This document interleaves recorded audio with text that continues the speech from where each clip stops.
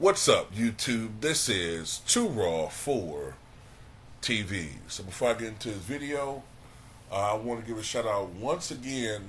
Clayton Phillips showing love to the channel. Been a while since I did some videos, so I got like a smattering of donations.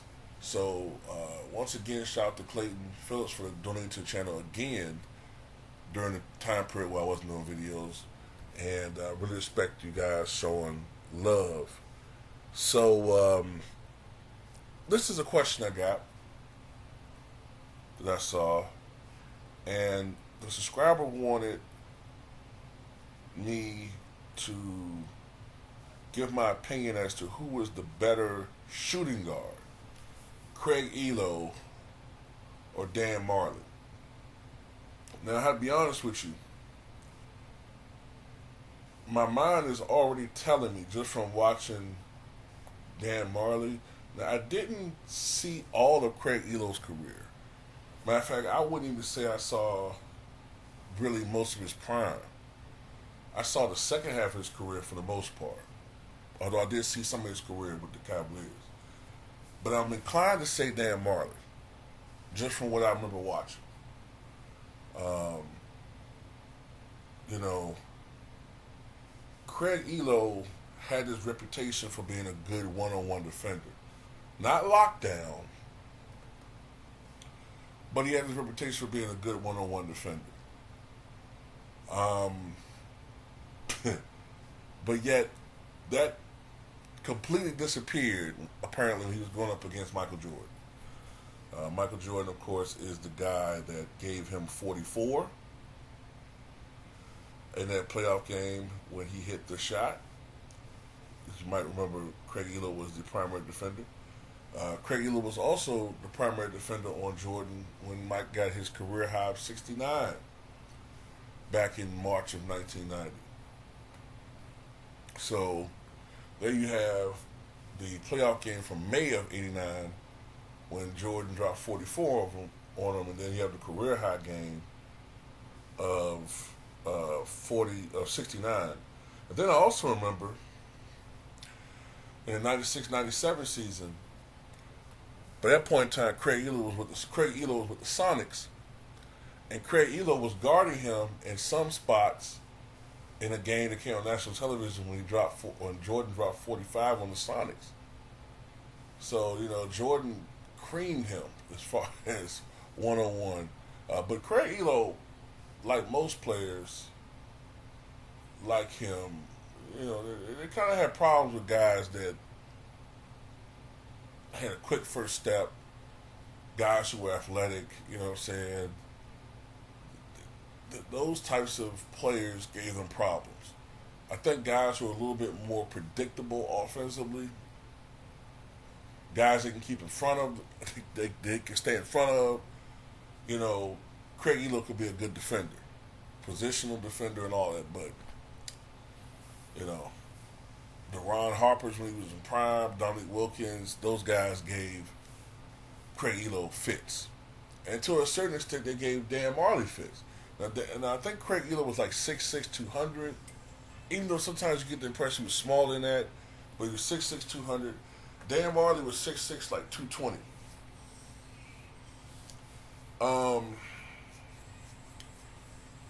Dan Marley, when he first came to the NBA, as hard as it is to believe, didn't really have much of an outside shot. That's something that he worked on. He worked on that religiously to the point where around 1991, 92, 93, he had developed an outside shot. Now, he was never the most efficient shooter. And he was also one of the first guys, along with Chuck Person, to shoot from outside. He would shoot outside too. They didn't have the handles these guys have today, obviously. But Steph Curry's not the first guy to be shooting deep threes. I mean, hell, I've seen Dan Marley knock him down from close to half court when he got hot.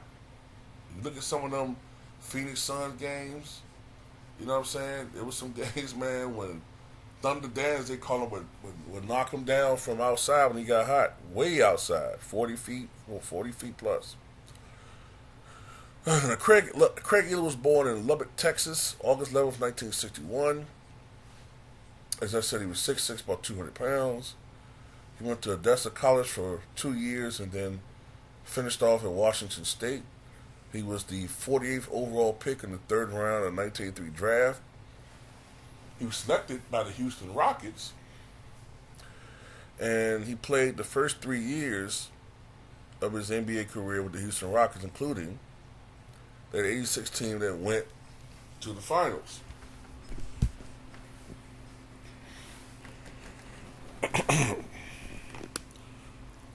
Spent the beginning of the 86 season playing for a team called the Mississippi Jets.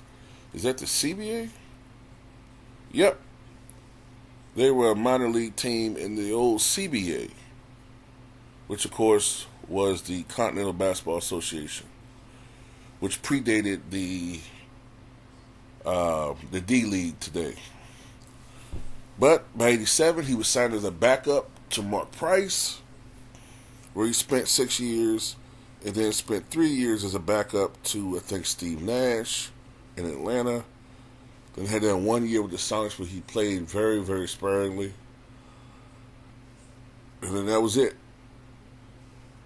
That was his NBA career. For his career, Craig Ehlo averaged 8.6 points, 3.6 rebounds, 2.8 assists.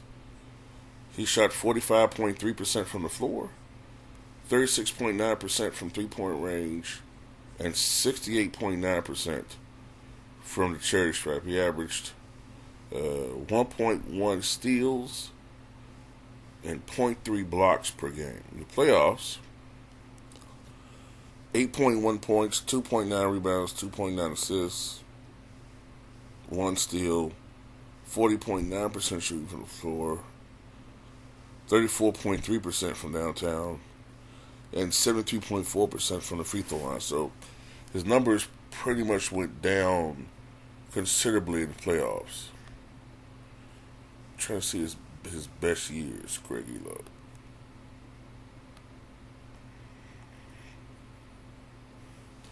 His best years were from 1990 to about let's say 1995. Those were his best years. From age 28 to 33, Craig Ehlo averaged 11.3 points, 4.5 rebounds, 3.7 assists, 1.4 steals, 0.3 blocks, on 46% shooting from the floor, 38.1% from downtown, and 69.4% from the free throw line. So, those were his numbers. His best peak years in the regular season.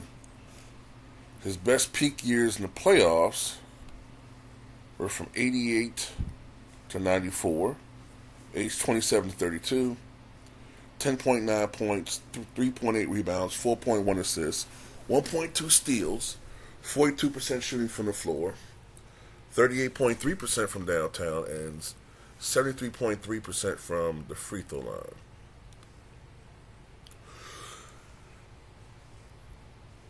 Let's look at his resume, if he had any accomplishments in the NBA. And no, he didn't really have any accomplishments. Let's look at Dan Marley. Let's look at Dan Marley's accomplishments in the NBA.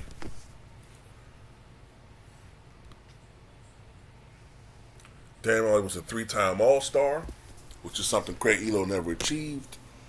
2-time NBA All-Defensive Second Team player. And his number 9 is retired by the Phoenix Suns. Dan Marley averaged 11.4 points, 4.5 rebounds, 2.9 assists. And Dan Marley won a world championship in 1994 in Toronto, and won the bronze in Seoul in 1988. 98, I don't believe Craig Ehlo was on any team. Make sure of that. Nope. So honors-wise, Dan Marley blows him out of the water. Statistically, Dan Marley has a significant edge over Craig Ehlo. Craig Ehlo was a good defender. Dan Marley was an even better defender. The only problem Dan Marley had was that guys who were fast, guys who were athletic, quick, he had problems with them. He had problems keeping, his keeping them in front of him. You know what I'm saying? So Dan Marley might have some issues defensively today. You know what I'm saying? Not to say Dan Marley would be a bad defender, but the way these guys handle the basketball today, he might have some problems on defense. But he gave great effort. He did. He gave great effort.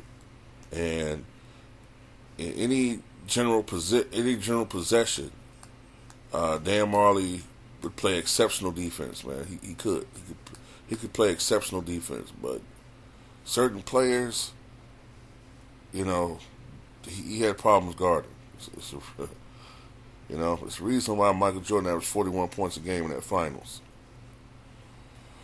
So let's look at his prime, Dan Marley. Let me see, regular season, I would say his best years, 1991. Let's say through 1995. 3 of those 4 years, he was an all-star, so from age 26 to 29.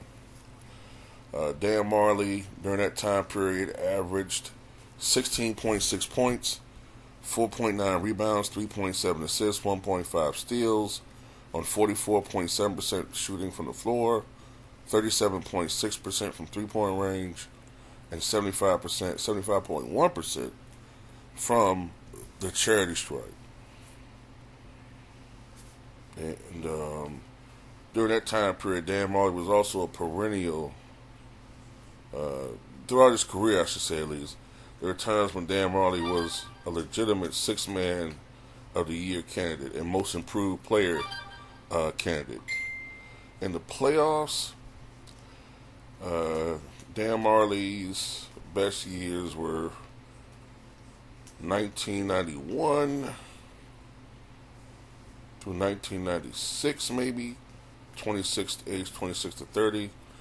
During that stretch, he averaged 14 points, 5 rebounds, 2.9 assists, 1.3 steals, on 41.2% shooting from the floor, 36.8% from three-point range, and 75.9% from the charity stripe. So his shooting went down overall, but his three-point percentage stayed pretty hot. I don't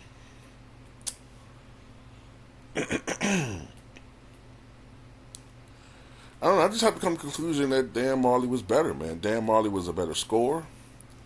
Dan Marley was, not to say Craig Ehlo couldn't shoot from outside, but Dan Marley was a deep ball threat. Dan Marley had more range. Dan Marley appears to be a slightly better free throw shooter, although they're pretty much on par.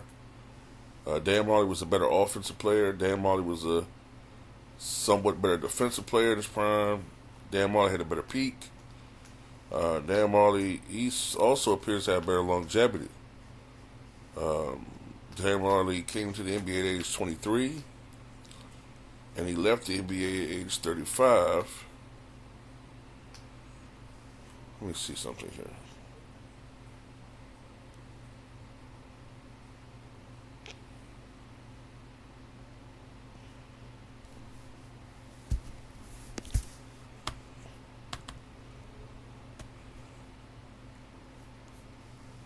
I'm trying to see something here.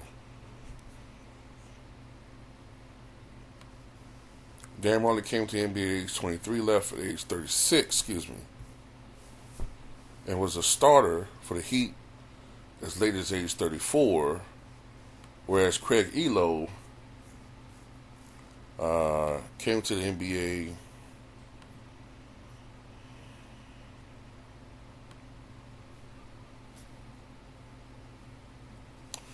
at age 22, and was out the NBA by age 35, and wasn't a starter for the last